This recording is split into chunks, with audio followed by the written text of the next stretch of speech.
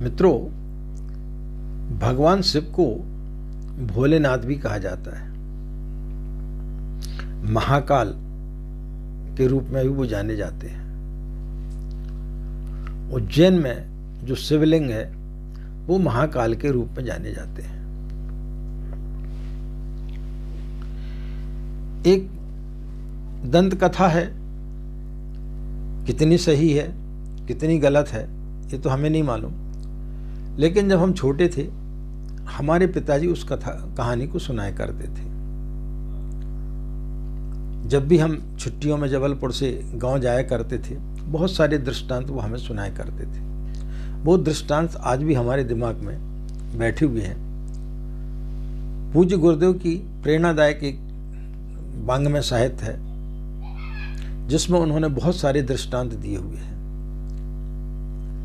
ओशो के भी हमने बहुत सारे किताबों का अध्ययन किया, उनके बहुत सारे हमने प्रवचन सुने हैं, तो उनमें भी कई दृष्टांत मिलते हैं जिसके आपने देखा होगा। हम मुल्ला नसरुद्दीन के बारे में बहुत कुछ बताते हैं, तो वो सब वहीं से प्रेरित हैं। तो जितने भी दृष्टांत हैं हमारे पिताजी के माध्यम से, गुरुदेव की किताबों के माध्यम से और ओशो के माध्यम से जो हमने अपने जीवन में पढ़ा है, और उस समय जब हम कुछ चीज़ बताते हैं और उस समय वो दृष्टांत यदि कोई याद आते हैं और वो दृष्टांत वहाँ पर यदि फिट होता है तो उस दृष्टांत के आधार पर हम आप लोगों को समझाने का प्रयास करते हैं।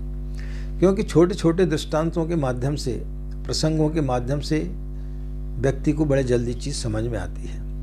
और चूंकि हम जिस क्षेत्र में के बारे में बोलते हैं वो वीडियो 2, 4, 5 मिनट के नहीं हो सकते, वो वीडियो बहुत लंबे होते हैं, तो व्यक्ति का मन भी लगा रहे।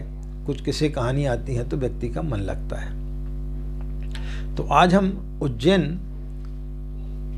के जो महाकाल हैं उनका नाम महाकाल कैसे पड़ा, वो नगरी कैसे हुई, इसके बारे में आज हम आपको भगवान शिव के बारे में आज आपको जानकारी देंगे कि वो भोलेनाथ क्यों कहलाते हैं।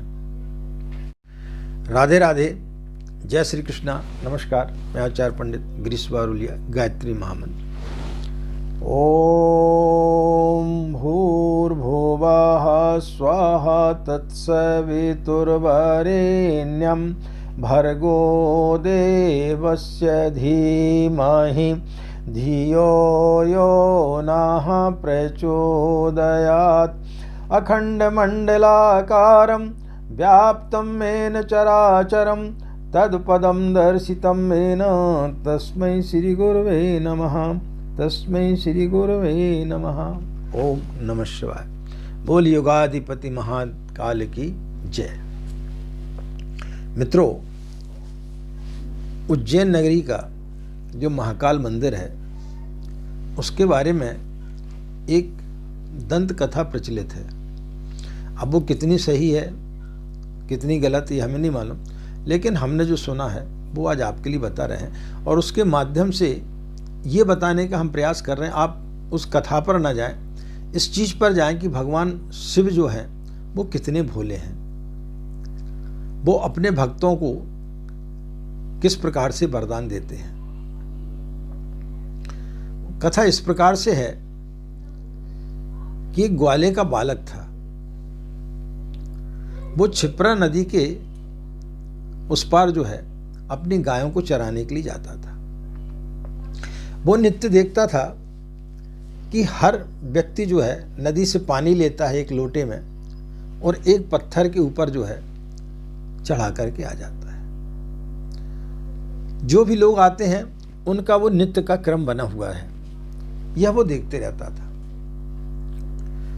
तो एक दिन उसके मन में विचार आया कि क्यों ना मैं भी इस पत्थर पर जल डालूं, लेकिन गरीब था, उसके पास कोई लोटा वगैरह तो था नहीं। तो उस सबके जाने के बाद में जब भीड़ भाड़ नहीं रहती थी, लोग चले जाते थे, तब वो अपने पानी जो है नदी का मुंह में भरता था और उस पत्थर के ऊपर बुलक करके आ जाता था, आने छोड़ करके आ जाता था। अब उसका भी यह क्रम बन गया और वो देखता था कि क्रम किसी भी व्यक्ति का टूटता नहीं है। कुछ समय के बाद में एक समय ऐसा आया कि क्षिप्रा नदी में बाढ़ आई। बारिश का समय था, जब बाढ़ आई, नदी उफान पर थी और उसको बहुत तेज बुखार था, लेकिन अचानक उसे याद आया कि मैं उस पत्थर पर पानी डालना भूल गया हूं। तो वो अपनी माँ से बोला, अपने दोस्तों से बोला कि मैं नदी के उस पार जा रहा हूं, उस पत्थर पर पानी डालना है। सभी लोगों ने समझाया कि इतनी तेज बारिश हो रही है और इतना तेज बहाव है, जाना असंभव है, लेकिन उसने बोला नहीं, मैं जाऊंगा। वो नदी में कूद पड़ा, तैरते तैरते उस पार पहुंचा और मुंह में पानी भरा और जा करके बुलक दिया। जैसे ही उस पत्थर पर पानी उसने डाला, वो महाकाल की प्रतिमा थी, वहां पर भगवान शिव प्रकट हो गया। जैसे उस पत्थर से भगवान शिव प्रकट हुए तो वो थोड़ा सा घबराया कि इस पत्थर से कौन निकल गया। तो ईश्वर ने, भगवान शिव ने उसे बोला कि मांगो, क्या मांगना चाहते हो। तो उसने बोला कि मैं तो गरीब आदमी हूं, मैं ये सब चीजों के बारे में नहीं जानता, मुझे क्या चाहिए, मेरे जानवर हैं, माँ है, मैं खुश हूं। तो भगवान ने उसके भोलेपन को देखते हुए उसके सिर के ऊपर हाथ रखा। जैसे ही भगवान का स्पर्श हुआ, उसे आत्मज्ञान हो गया। तो उसने बोला कि अरे, अब मुझे समझ में आया कि आप कौन हैं। तो पहले तो मैं आपसे क्षमा याचना करता हूं कि मैं आपके ऊपर जूठा पानी डालता रहा। तो भगवान ने बोला नहीं, उसकी कोई बात नहीं है, मैं सिर्फ भाव का भूखा होता हूं। तुम्हारा भाव था, तुम्हें नहीं पता था कि तुम क्या कर रहे हैं, लेकिन तुम्हारा संकल्प था, इससे मैं तुम्हारे ऊपर प्रसन्न हुआ। अब मांगो, क्या मांगना चाहते हो। तो उसका नाम महाकाली था। तो उसने बोला कि आज से यह मंदिर मेरे नाम से जाना जाना चाहिए। तो ऐसी कथा है कि उस समय से जो है उस मंदिर का नाम महाकाली के नाम से, महाकालेश्वर, अब भ्रंश हो गया वो, तो महाकालेश्वर के नाम से वह मंदिर जाने लगा।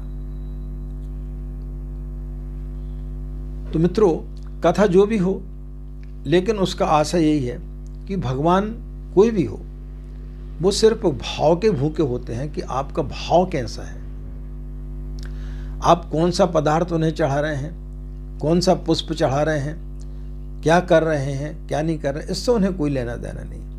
आप 56 प्रकार के व्यंजन उनके सामने रख दें, लेकिन आपका भाव नहीं है, तो फिर भगवान आपको दर्शन नहीं देते, वो आपसे प्रसन्न नहीं होते।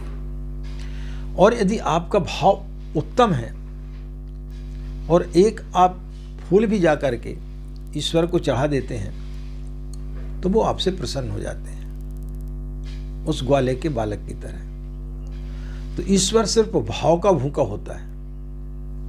और जिस दिन आप ईश्वर के समक्ष खड़े होकर के अपने भाव रूपी 2 अश्रु भी वहां पर चढ़ा के आ जाएंगे, तो आपको वो सारी चीजें मिल जाएंगी जो जिंदगी भर व्यक्ति नाना प्रकार के मंत्र पढ़ता रहा, नाना प्रकार की चीजें वहां पर चढ़ाता रहा, उसको नहीं मिलेंगी, लेकिन आपको मिल जाएगी। रामचरितमानस में गोस्वामी तुलसीदास जी ने भी लिखा है कि निर्मल मन जन सो मोहि पावा, मोहि कपट छल छिद्र न भावा। जिसका मन निर्मल होता है, ईश्वर उसी को प्राप्त होता है। तो मित्रों, जब भी आप आराधना करते हैं, चाहे आप शिव की आराधना करें, गायत्री की आराधना करें, हनुमान जी की आराधना करें, ये देखें कि आपका भाव कैसा है। यदि आपका भाव निर्मल है, आपके भाव पवित्र हैं, तो फिर निश्चित रूप से आपकी साधना सफल होगी, उसे कोई नहीं रोक सकता, चाहे आप किसी भी भगवान की आराधना करें। और भगवान भोलेनाथ तो वैसे ही भोले भाले हैं, बड़े जल्दी प्रसन्न हो जाते हैं। ऐसा माना जाता है कि समस्त देवताओं में यदि कोई देवता जल्दी प्रसन्न होता है और जल्दी आशीर्वाद देता है, तो वो सिर्फ भगवान शिव हैं, जो व्यक्ति के ऊपर बड़े जल्दी प्रसन्न होते हैं, थोड़ी सी चीज़ों में प्रसन्न हो जाते हैं। आप एक बिल्व पत्र ले जा करके चढ़ा दें, वो प्रसन्न हो जाते हैं। तो मित्रों, आज एक छोटे सी कथा के माध्यम से आज हमने भगवान शिव के भोले स्वरूप के बारे में आपको समझाया। आशा है प्रसंग के माध्यम से जो बात हमने बताई आपको अच्छी लगी होगी। और यदि आपको हमारे विचार अच्छे लगते हैं, हमारे वीडियो आपको पसंद आते हैं, तो अपने इष्ट मित्रों को भी उन्हें शेयर किया करें ताकि वो भी इन विचारों का लाभ ले सकें।